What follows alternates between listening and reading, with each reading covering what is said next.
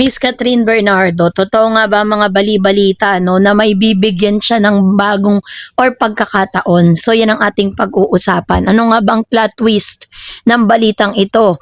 At ano nga ba ang pasabog ng dekada ng buong internet? So bago yan, of course, kung hindi ka pa nakapag-like, if you haven't subscribed yet to my YouTube channel, please don't forget to like, share, and subscribe at i-hit mo na rin ang notification bell for more showbiz updates. Ito na, kalmahan nyo lang ang tibok ng mga puso nyo mga B. Dahil official nang nasira ang internet, ang mga FYP at ang buong universe kung akala nyo sapat na ang nakaraang ganap sa showbiz para guluhin ang timeline nyo.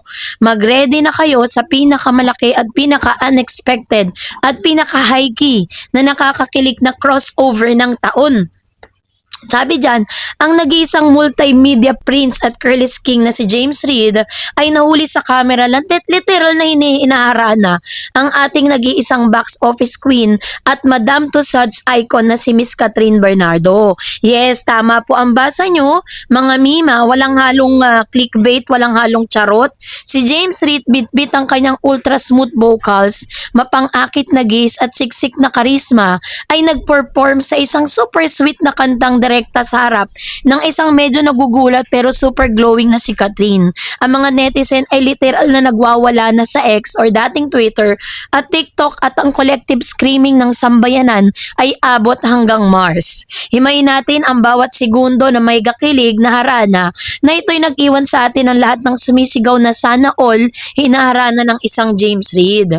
So, paano nga ba nagbago ang ihip ng hangin at parang sinasabing magbibigay ng chance itong ang kampo ni Miss Catherine, no? Kasi bago pa man po ilabas yung kanila pong project ni James Reid, marami na po ang tumaas ang kilay. Kasi parang yung ang dami na kasing shippers na nagkalat. Meron pong Katniel, Katden, ngayon Katrid.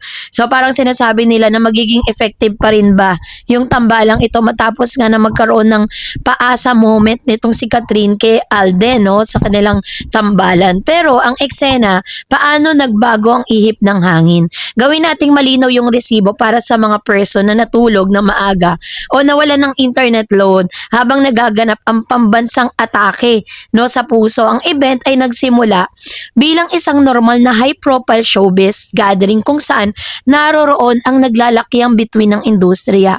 Si Catherine ay mukhang isang diyosa sa kanyang eleganteng outfit, very demure, very mindful, very classy, gaya ng inaasahan sa isang hinalal na reyna. Habang nagre-ready ang lahat para sa main program, biglang nagbago ang lightning sa venue. Isang acoustic guitar na nagsimulang tumugtog ng isang napaka-familiar at napakatamis na melody. Mula sa gilid ng stage, dahan-dahang naglalakad si James Reid habang hawak ang microphone. Imbis na mag-perform para sa buong crowd, ang kanyang mga mata ay nakalock on kay Catherine Bernardo and the gaze na pwede nang ibenta sa black market. Nang magsimulang kumanta si James gamit ang kanyang sikat na R&B silky smooth voice, ramdam mo agad ang pagbabago ng energy sa buong silid. Si Catherine na noon ay nakipagtsikahan lang sa kanyang mga kaibigan ay napalingon at literal na natulala. Hindi lang to basta pagkanta sa harap ng isang co-actor. Ang paraan kung paano tumitig si James kay Kat habang binibitawan ng bawat linya ng kanta ay may halong matinding paghanga, respeto at low-key. Pasimpleng panliligaw vibe. Mapapansin mo na bagyang namula ang mga pisngi ni Kat at napahawak siya sa kanyang mukha habang dahan-dahang ngumiti. Isang classic reaction kapag ang isang top tier na lalaki ginagawa kang sentro ng universe. Pero, syempre, bakit nga ba iba ang hatak ng James Kat tandem or Catrids? Sa mundo ng modern dating at pop culture, mabilis mag-analyze ang mga kabataan ngayon.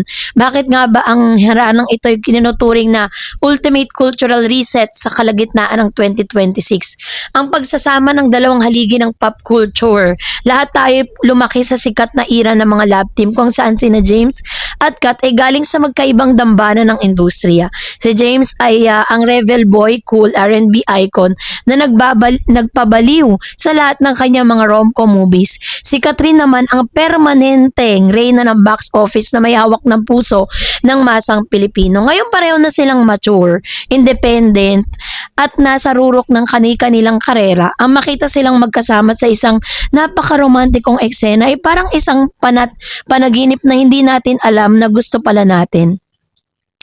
Pero ang green flag at bad boy paradox para sa mga Gen Z netizens, si James Reid ay nagpakita ng isang napaka-attractive na aura ngayon. Ang isang reform bad boy na marunong magpahalaga at magbigay galang sa isang high-value women. Ang harana ay isang napaka-tradisyonal at luma paraan ng paglalambing. Pero nang gawin ito ni James sa kanyang modernong stilo, naging mukhang top tier at classy ang dating, ano?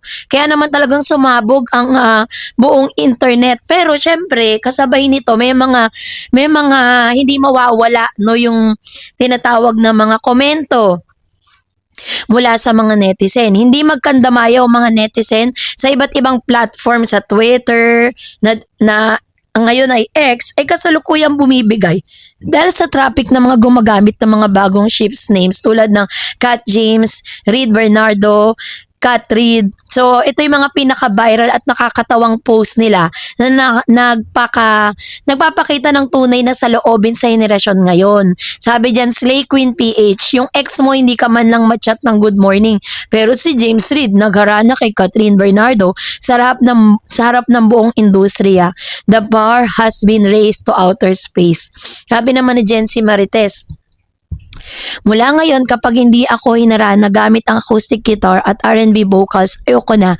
James Reid just showed everyone how to low-key shoot your shot with the queen. We are seated for this new era. Pop culture expert, ang ganda ng mukha ni Catherine habang kinakantahan siya. Kitang-kita na deserve niyang maramdaman ang ganitong uri ng atensyon at pagpapahalaga pagkatapos ang lahat ng pinagdaanan niya. James, galawin mo na ang baso. Ang inaharap ng Kat James. May pag-asa pa ba? May pag-asa ba sa real life? Bagamat ang haranang ito'y maaaring segment o pinagdiriwang ay isang napaka-sweet na friendly gesture at alam natin na ito'y isang mall tour no para sa kanilang pinakabagong programa na magkasama. Pareho silang si Catherine ay napapabalita na meron pong boyfriend. So ito naman si James ay may napapabalitang merong ka-live-in partner na si Isa no na kapatid po ng isang magaling na aktres. Parang napaka-imposible na mauwi sila sa romantic relationship.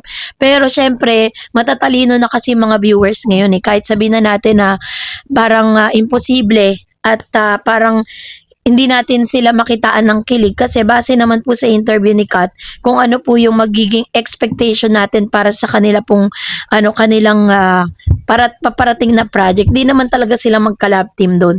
Ibang Catherine at ibang James ang makikita natin doon dahil it's about parang the power of a women, parang ganun, 'di ba? Pinaglalaban ni Catherine dito yung kapangyarihan ng isang babae sa lahat ng pagkakataon at lahat ng sitwasyon.